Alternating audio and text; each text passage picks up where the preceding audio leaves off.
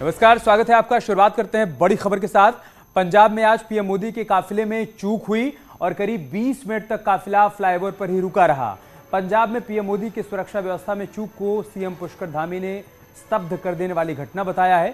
CM ने कहा कि पंजाब सरकार ने बेशर्मी की हद पार कर दी। उन्होंने कहा कि कांग्रेस हमेशा लोकतंत्र की हत्या करने का प्रयास करती रही है और यहां भी कुछ ऐसा ही हुआ है।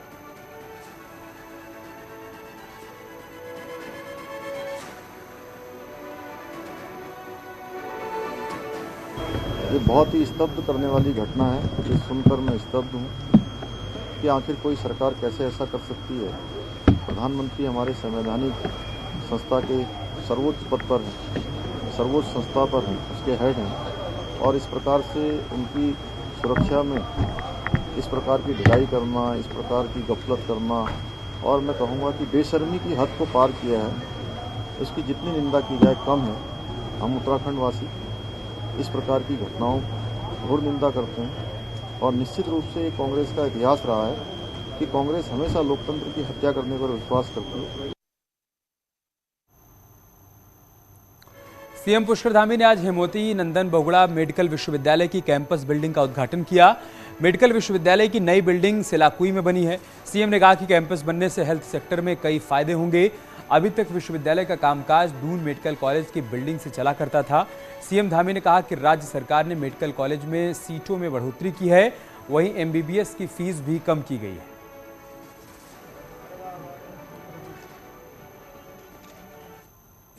चिकित्सा शिक्षा के क्षेत्र में और इसका विस्तार होगा और एक अच्छे सेंटर के रूप में यहाँ पर धीरे डेवलप होगा। कुछ यहाँ पर बुनियादी अवस्थाएं सुविधाओं की आवश्यकता है। इन चिकित्सा सुविधाओं को आगे बढ़ाने के लिए हमने हर संभव कहा है कि हर संभव हो इसके लिए आगे बढ़ाएंगे, उसमें काम करेंगे और ये सेंटर आने वाले समय में एक हमारा प्रमुख सेंटरों के रूप में से जाना जाएगा, प्रमुख विश्वविद्यालय के रूप में जाना जाएगा। उत्तराखंड में मुख्य सूचना आयुक्त और सूचना आयुक्तों की नियुक्ति को लेकर एक बार फिर से विवाद गहरा गया है। कमेटी के सदस्य और नेता प्रतिपक्ष प्रीतम सिंह का कहना है कि उनसे कोई भी राय नहीं ली गई और सरकार ने मनमर्जी से फैसला किया। प्रीतम सिंह ने कहा कि इस मामले पर राज्यपाल ने भी कुछ नहीं किया। प्रीतम ने कहा कि उनकी सरकार आई तो इस नियुक्ति पर फिर से फैसला लेंगे। हालांकि बीजेपी का कहना है कि उन्हें कोई आपत्ति है तो सीएम से बात कर सकते हैं।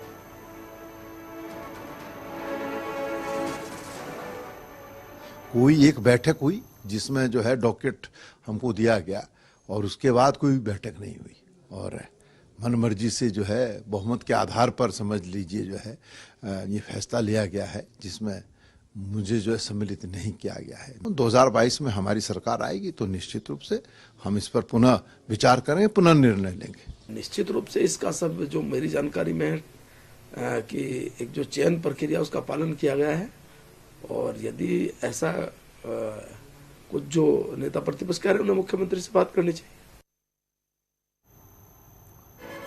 पूर्व सीएम हरीश रावत अक्सर सोशल मीडिया पर कमेंट करके राजनीति को गरमाते रहते हैं और इसी बीच हरीश रावत का एक और कमेंट सामने आया है।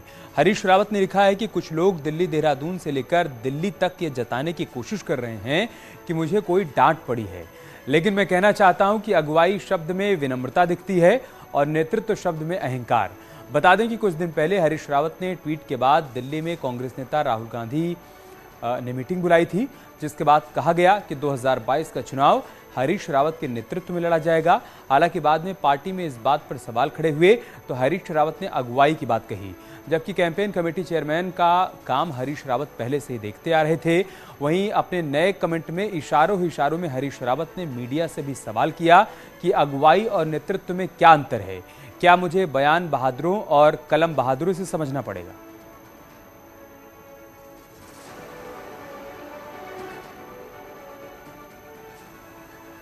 हरीश और प्रीतम गुट में बटी कांग्रेस में अब असल लड़ाई टिकटों की है और अब तक जिस तरह दोनों बड़े नेताओं का रुख दिखाई दे रहा है उससे साफ है कि अपने अपने गुट के नेताओं को टिकट दिलाने में भी दोनों नेता दम लगाएंगे, लेकिन चलेगी किसकी, ये बड़ा सवाल है।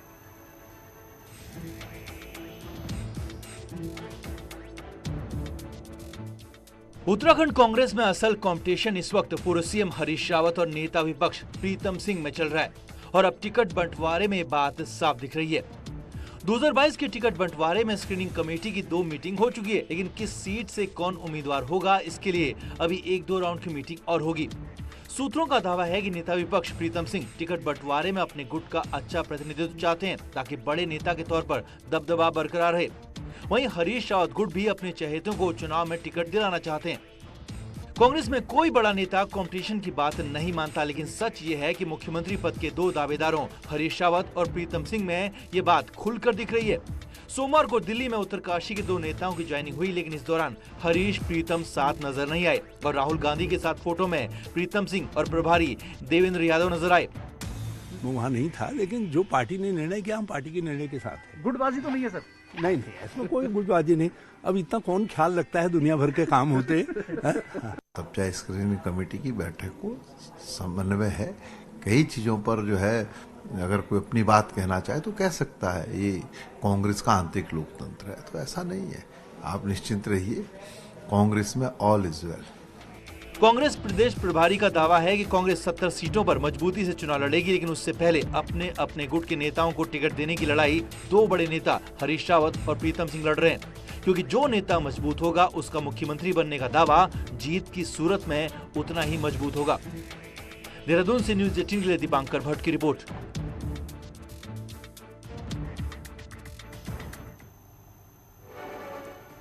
कांग्रेस अगले करीब 10 दिन में अपना घोषणा पत्र जनता के सामने पेश कर देगी।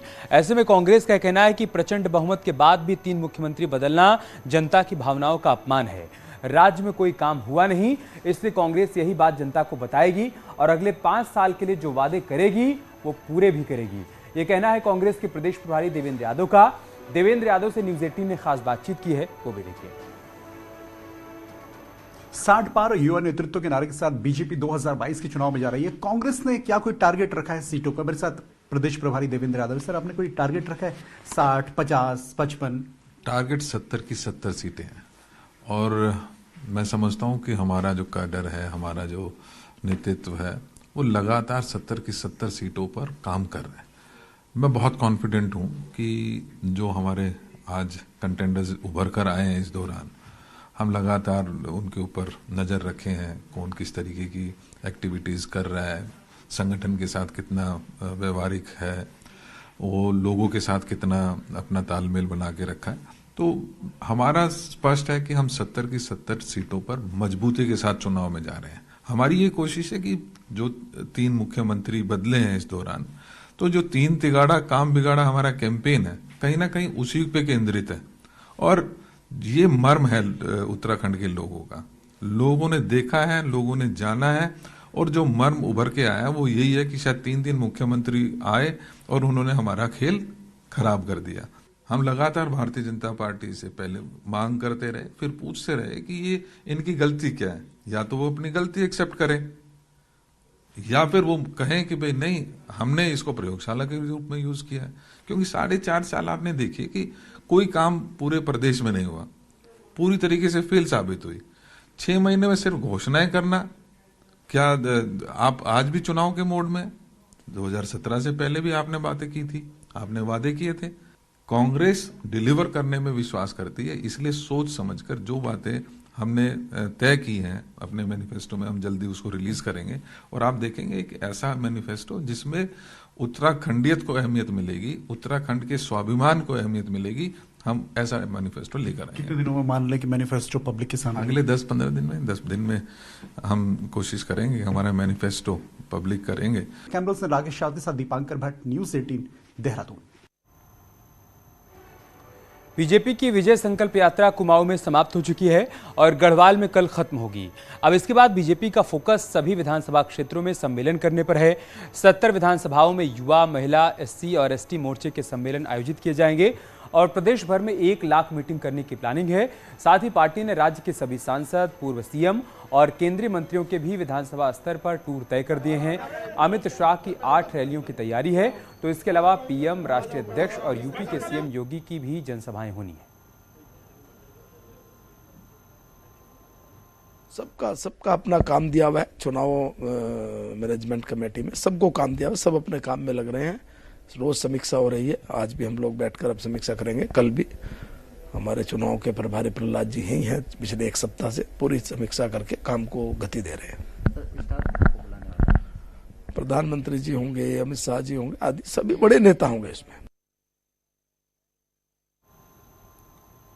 चुनाव को लेकर चुनाव आयोग तैयारियों को अंतिम रूप दे रहा है। चीफ इलेक्शन ऑफिसर सौजन्या ने बताया कि नामांकन की आखिरी तारीख तक वोटर लिस्ट में नाम शामिल किए जाएंगे।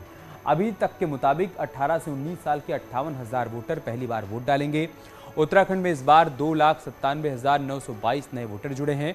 राज्य में अब कुल 81,43,922 मतदाता हो गए हैं।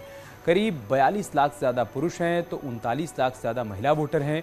उत्तराखंड में 93,964 सर्विस वोटर हैं। पूरे राज्य में सबसे ज़्यादा देहरादून में 14,81,000 वोटर हैं। रुद्रप्रयाग जिले में सबसे कम 1,92,724 मतदाता हैं। उत्तराखंड में सबसे ज़्यादा 22,23,000 वोटर 30 साल से 39 साल के ग्रुप में हैं, यानी कि राज्य में सबसे ज़्यादा यूथ वोटर है।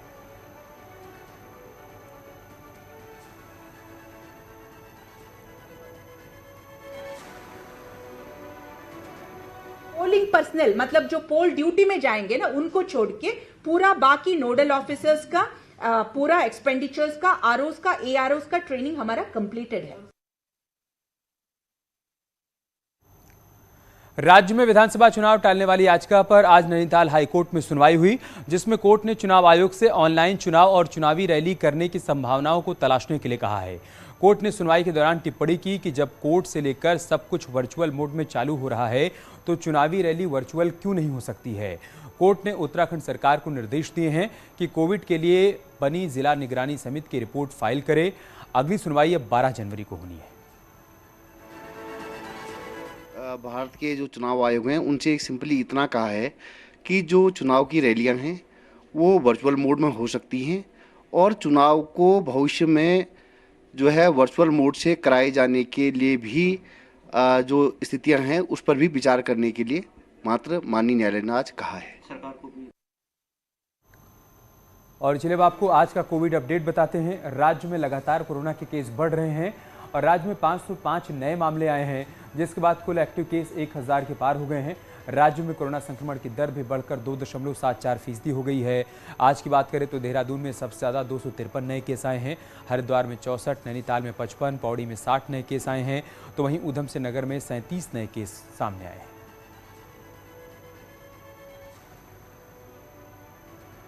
तो उत्तराखंड में कोरोना के मामले तेजी से बढ़ रहे हैं, लेकिन शिक्षा विभाग ने 1ली से 5वीं तक के स्कूल ऑफलाइन खोलने के निर्देश दिए हैं। विभाग की तरफ से स्कूलों को निर्देश दिया गया है कि बच्चों को स्कूल बुलाया जाए और स्कूल में ही पढ़ाई कराई जाए। ये नहीं 3 घंटे के बजाय पहले की तरह पूरे दिन का स्कूल खोलने का निर्देश दिया गया है, जो कि हैरानी भरा फैसला है। आपको बता दें कि मैदानी क्षेत्रों के स्कूल 15 जनवरी को खुलेंगे, तो पहाड़ी इलाकों में 25 जनवरी को स्कूल खोल दिए जाएंगे।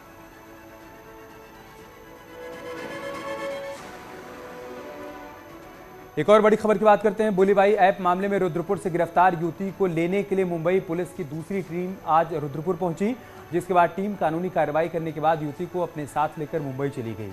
गिरफ्तार युवती से पुलिस ने 2 मोबाइल फोन बरामद किए हैं। युवती मोबाइल से ट्विटर और अन्य सोशल साइट्स को चलाया करती थी। युवती के माता पिता का निधन हो चुका है। वहीं इस घटना के बाद से युवती आदर्श कॉलोनी स्थित मोहल्ले वाले भी सख्ते में है।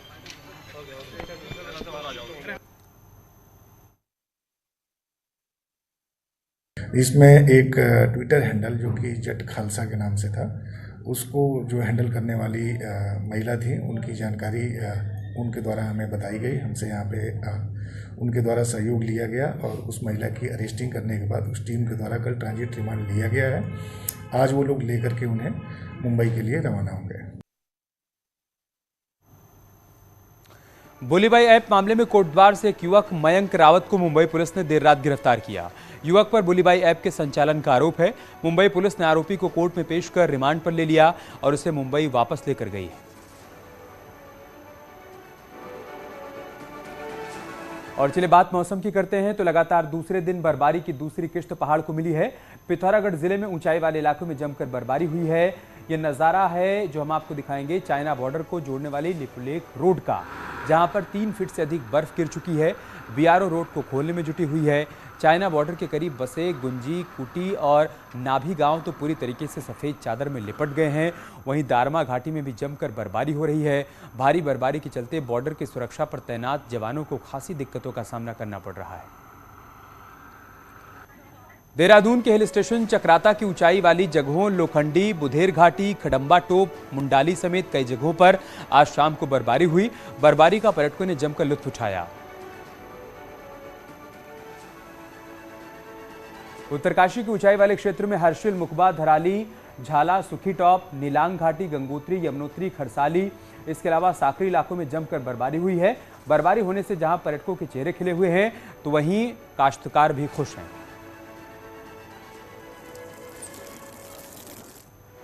रुक रहे एक छोटे से ब्रेक के लिए, जल्द लौटेंगे कुछ और खबरों के साथ।